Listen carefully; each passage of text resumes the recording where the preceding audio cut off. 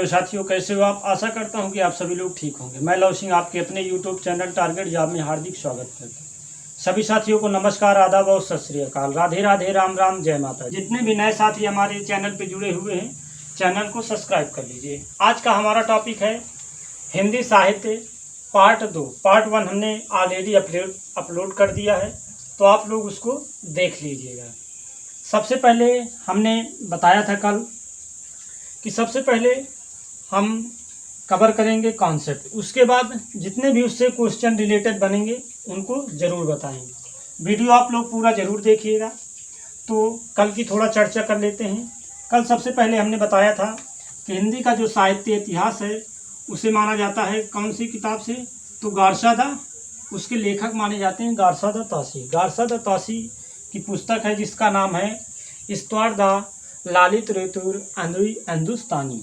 तो उसके 2 पार्ट थे। पहला पार्ट जो था उसको 1839 ईस्वी में प्रकाशित किया गया था। जो हमारा दूसरा पार्ट था उसको 1847 ईस्वी में प्रकाशित किया गया। तो पहला पार्ट 1839, दूसरा पार्ट 1847 को प्रकाशित हुआ था। फिर इसके बाद आज देख लेते हैं। आज है सबसे पहले देखते हैं तो आज नामकरण, कैसे नाम पड़ा इसका, क्या हुआ, कहाँ से? तो नामकरण और काल विभाजन के बारे में जानकारी लेते हैं। तो सबसे पहले हिंदी साहित्य ऐतिहासिक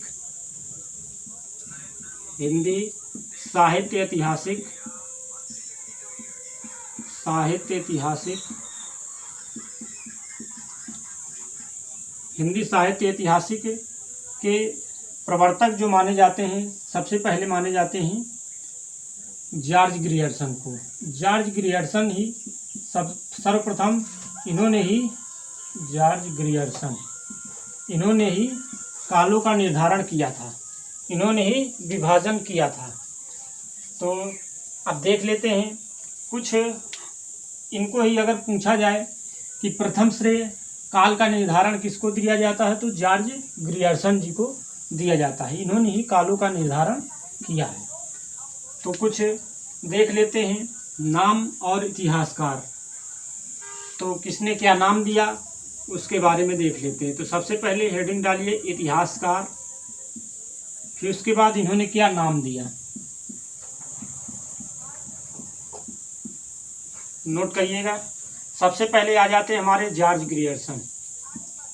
जॉर्ज ग्रियर्सन ने नाम दिया था चारण काल। इन्होंने क्या नाम दिया? चारण काल, नोट करिएगा। फिर उसके बाद दूसरे आ जाते हैं हमारे मिश्र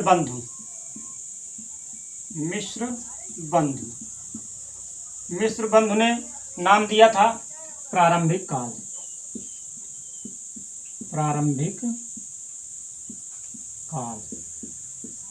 फिर इसके बाद अगले इतिहासकार हमारे आ जाते हैं जिनका नाम है आचार्य शुक्ल।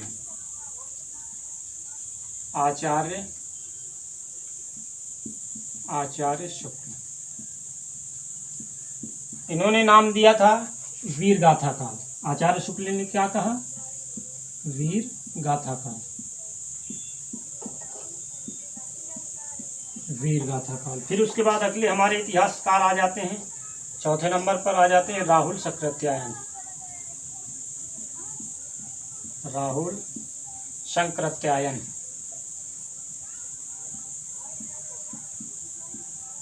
इन्होंने नाम दिया सिद्ध सामंत काल। क्या नाम दिया था? सिद्ध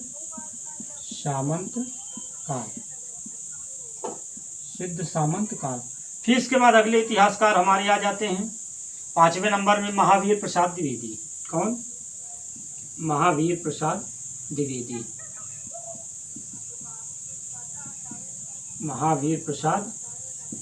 द्विवेदी।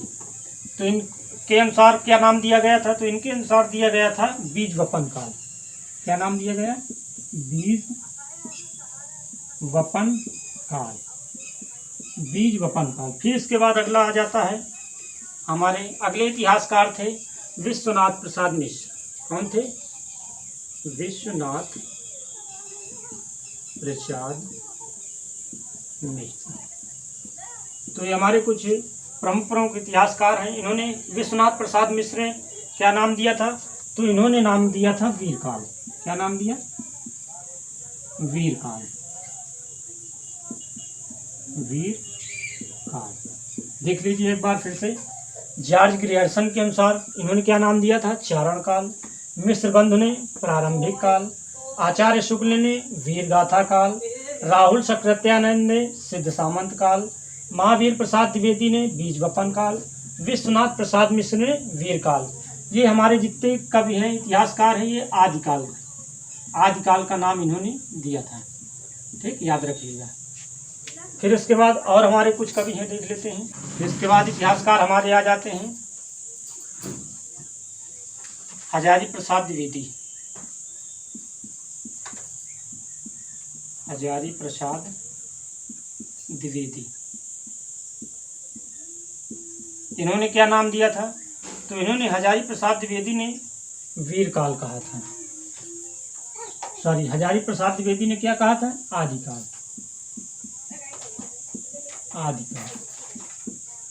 आदिकाल को आदिकाल। फिर इसके बाद अगले हमारे आ जाते हैं राम कुमार वर्मा। राम कुमार वर्मा के अनुसार क्या नाम है? तो इन्होंने नाम दिया था संधिकाल या चरणकाल।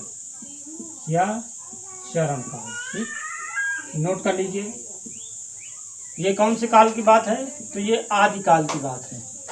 आदिकाल का नामकरण इन्होंने किया था। फिर इसके बाद अगला आ जाता हमारा भक्तिकाल। कौन सा? भक्तिकाल। अब देख लेते हैं भक्तिकाल में भी कौन कौन से नाम दिए थे। तो ऊपर हेडिंग डाल लेना आप लोग, भक्ति काल। सबसे पहले हमारे कौन थे? तो आचार्य रामचंद्र शुक्ल। आचार्य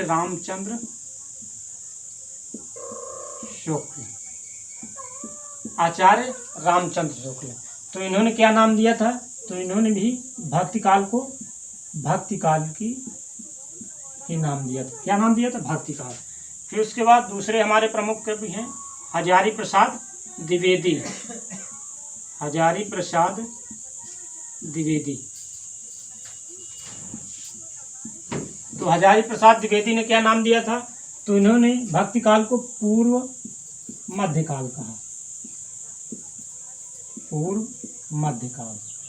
फिर इसके बाद अगले हमारे आ जाते हैं प्रमुख कवि राम कुमार वर्मा। राम कुमार वर्मा ने भी भक्तिकाल को भक्तिकाल ही कहा है। क्या कहा है? भक्तिकाल। इसी तरह जितने भी ज्यादातर इतिहासकार हुए उन्होंने भक्तिकाल को क्या कहा है? भक्तिकाल ही कहा है। फिर इसके बाद आ जाता है हमारा रीतिकाल। कौन सा? रीतिकाल। अब देख लेते हैं रीतिकाल के बारे में। कौन सा? रीतिकाल। सबसे पहला इतिहासकार कौन? पहले इतिहासकार थे रीतिकाल को मानने वाले आचार्य रामचंद्र शुक्ल। आचार्य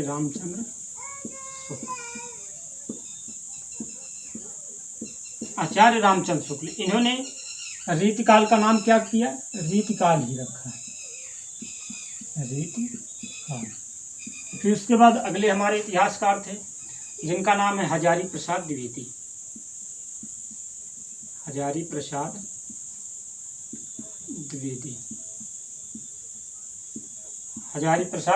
द्विवेदी। इन्होंने उत्तर मध्यकाल कहा। रीतकाल को क्या कहा? उत्तर मध्यकाल। फिर इसके बाद आ जाते हैं हमारे अगले इतिहासकार। अगले हमारे थे रमाशंकर शुक्ल।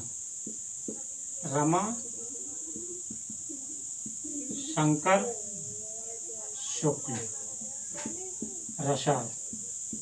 ठीक, याद रखिएगा, रमाशंकर शुक्ल रसाल। तो इन्होंने क्या कहा? इन्होंने कहा था कलाकाल। इन्होंने रीतकाल को क्या कहा? काल कहा। फिर उसके बाद अगले आ जाते हैं हमारे विश्वनाथ प्रसाद मिश्र। विश्वनाथ प्रसाद मिश्र, विश्वनाथ प्रसाद मिश्र, इन्होंने आदिकाल को श्रृंगार काल कहा। कौन सा काल? श्रृंगार काल। फिर इसके बाद अगले हमारे प्रमुख कवि हैं George Grierson. George Grierson, George Grierson ने कहा है दी आर्ट्स पोइटिका, दी आर्ट्स पोइटिका। इन्होंने क्या कहा? रीतकाल को दी आर्ट्स पोइटिका, जिसका अर्थ क्या होता है? काव्य कला युग। इसका अर्थ क्या होता है? काव्य कला युग। ठीक। फिर इसके बाद आ जाता है हमारा आधुनिक काल। नोट कर लीजिएगा इनको सभी को। फिर इसके बाद कौन सा काल आ जाता है? आधुनिक काल। आइए आधुनिक काल में भी देख लेते हैं, कुछ इतिहासकार रहे होंगे। कौन सा आ जाता है? आधुनिक काल। तो आधुनिक काल को इतिहासकार शुक्ल जी ही माने जाते हैं। कौन माने जाते हैं? शुक्ल जी। शुक्ल जी ने इस काल को दो भागों में बांटा है। सबसे पहला भाग था पुरानी धारा, क्या? पुरानी धारा। फिर दूसरा माना नई धारा, नई धारा। ठीक। शुक्ल जी तो उन्होंने कितने प्रकार माने? दो प्रकार, दो भागों में बांटा, पुरानी धारा और नई धारा। पुरानी धारा को इन्होंने कहा काव्य धारा, काव्य धारा, और जो नई धारा थी उसको इन्होंने कहा गद्य धारा, गद्य धारा। तो इसको भी आप लोग नोट कर लीजिएगा। या इन्हीं को कह सकते हैं, सॉरी, शुक्ल जी क्या थे? इन्होंने दो कालों में बांटा, पुरानी धारा और नई धारा। इसी को क्या कहते हैं? काव्य काल। फिर उसके बाद नई धारा को कहते हैं गद्य काल। नोट कर लीजिए ये पॉइंट भी। फिर इसके बाद अब देख लेते हैं काल का विभाजन। तो काल का विभाजन के श्रेय किसको माना जाता है? तो ये श्रेय दिया जाता है जॉर्ज ग्रियर्सन। जॉर्ज ग्रियर्सन की रचना है the modern vernacular literature of Hindustan. इसी को काल विभाजन का आधार माना जाता है। ये सब ये प्रकाशित कब हुई थी? तो नोट कर लीजिएगा, 1888 ईस्वी में इसको प्रकाशित किया गया था। ये इम्पोर्टेंट है, देख लीजिएगा। फिर इसके बाद George Grierson, doctor Ram Kumar Verma, doctor Nagendra, ये हिंदी साहित्य का आरंभ कब से मानते हैं? तो ये मानते थे 7वीं सदी से, कि हिंदी साहित्य का आरंभ कब से हुआ? 7वीं सदी से। प्रश्न पूछ लेगा, दिया रहेगा जॉर्ज ग्रियर्सन और डॉक्टर राम कुमार वर्मा, डॉक्टर नागेंद्र, उसी में पूछ लेगा कि हिंदी साहित्य का आरंभ 7वीं सदी से कौन से मानते हैं? तो याद रखिएगा। फिर इसके बाद जॉर्ज ग्रियर्सन के अनुसार इन्होंने कालों को किस तरह माना है? तो देख लेते हैं। तो इन्होंने सबसे पहले चारण काल को 700 से 1300 ईस्वी तक माना। उसके बाद 15वीं सदी का धार्मिक पुनर्जागरण, जायसी की प्रेम कथा, कृष्ण समताय, मुगल दरबार, तुलसीदास, प्रेम काव्य, तुलसीदास के अन्य पद या पदावली। फिर उसके बाद 18वीं शताब्दी, कंपनी के शासन में हिंदुस्तान, विक्टोरिया के शासन में हिंदुस्तान। इन्होंने इस रूप में काल को जाना है। तो आज के लिए इतना ही रहेगा। आप प्रश्न देख लेते हैं, जितने भी इससे प्रश्न रिलेटेड बनेंगे सभी प्रश्नों को देखेंगे। आप लोग उनके आंसर जरूर दिया करिएगा। कमेंट बॉक्स में ये बता दीजिएगा कि कितने क्वेश्चन आपके सही हुए थे। तो आइए देखते हैं अब प्रमुख क्वेश्चन कौन कौन से हैं। पहला प्रश्न है, हिंदी साहित्य के नामकरण का पहला प्रयास किसने किया था? तो ऑप्शन है गारसा दत्त आशीष, जॉर्ज ग्रियर्सन, शुक्ल जी, शिव सिंह सेंगर। तो अभी हमने बताया था नामकरण का श्रेय किसको दिया जाता है? तो जॉर्ज ग्रियर्सन को दिया जाता है। फिर इसके बाद अगला क्वेश्चन है, डॉक्टर राम कुमार वर्मा ने हिंदी साहित्य की शुरुआत मानी, तो कब से मानी है? 6वीं सदी, 7वीं सदी, 8वीं सदी ईस्वी या 18वीं सदी ईस्वी से। तो ये doctor Ram Kumar Verma, doctor Nagendra, George Grierson, इन्होंने कब से माना है? तो 7वीं सदी से माना है। इसके बाद अगला आ जाता है, ग्रियर्सन ने अपने काल विभाजन की शुरुआत की। तो ग्रियर्सन जो थे इन्होंने कब से शुरुआत की थी? तो अभी हमने बताया था चरण काल से। चरण काल 300 से 1300 ईस्वी, सॉरी वो 700 ईस्वी से 1300 ईस्वी तक माना है चरण काल को। 700 से 1300 ईस्वी तक चरण काल को माना है, याद रखिए। फिर अगले क्वेश्चन की ओर बढ़ते हैं।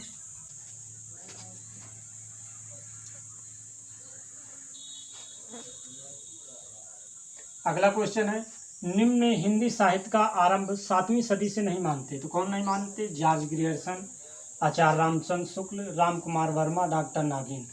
तो अभी हमने चर्चा की थी, तो 7वीं सदी कौन? जॉर्ज ग्रियर्सन, राम कुमार वर्मा और डॉक्टर नागेंद्र मानते थे कि 7वीं सदी से हिंदी साहित्य का आरंभ हुआ, लेकिन आचार्य रामचंद्र शुक्ल नहीं मानते। अगला क्वेश्चन है, ग्रियर्सन के काल विभाजन में नहीं है। तो ग्रियर्सन के काल विभाजन में क्या नहीं है? 18वीं सदी है, जयसी की प्रेम कविता, मुगल दरबार, लेकिन इन्होंने संधि काल नहीं बताया है। फिर इसके बाद आ जाता हमारा, तो याद रखिएगा ऑप्शन कौन सा सही है? तो बी, संधि काल।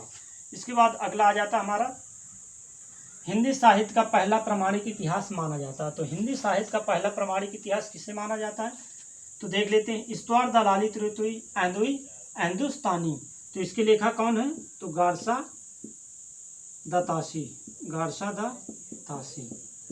फिर उसके बाद अगला हमारा, the modern vernacular literature of Hindustan. तो इसके लेखक कौन है? तो जॉर्ज ग्रियर्सन है। कौन है? George Grierson, Grierson. ठीक, याद रखिएगा। इसको कब प्रकाशित किया गया था? तो इसको प्रकाशित किया गया 1888 में। इसमें क्या पूछा? हिंदी साहित्य का पहला प्रमाणिक इतिहास माना जाता है। तो हिंदी साहित्य का पहला प्रमाणिक इतिहास माना जाता है किसको? तो ये माना जाता है the modern vernacular literature of Hindustan को माना जाता है।